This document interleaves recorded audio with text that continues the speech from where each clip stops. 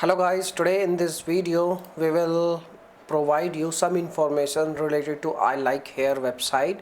So you should purchase any wig from this platform or not, and what are the main problems of this platform. Okay, so in this video we will cover each and every information. What are the main problems, why you should not purchase any product on this website. Okay, so let's get started. First of all, we will talk about the brand. The brand is, you can see, 3 years from now. Okay, it means the brand is available on internet from last 3 years, and they have Instagram page also, they have Facebook page, they have provided like each and every information on internet. Okay, so it means the brand is legit. But wait a moment, there are some issues. What is the main issue? The main issue of the website is like customer support. They are providing you only customer support, which is like email. You need to contact at their customer support team by using email only, and without email, you can say, you cannot contact them. They did not provide any kind of phone support. So you need to make a you can say email, and then they will reply you. You have to wait for long period of time, and once they reply you, then you can contact them. This is the first issue.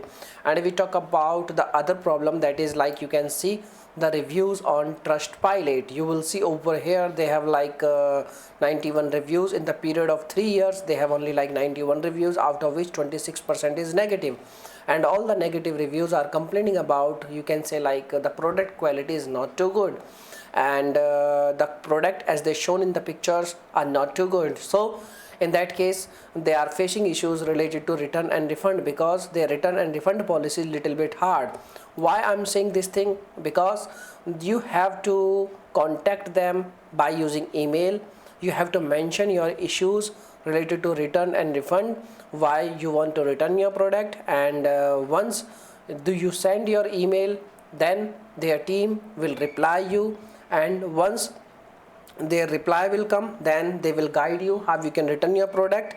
And this is the only way by which you can return your product. If they did not reply you, it means you cannot return your product. Okay, so return and refund is the biggest issue of this platform.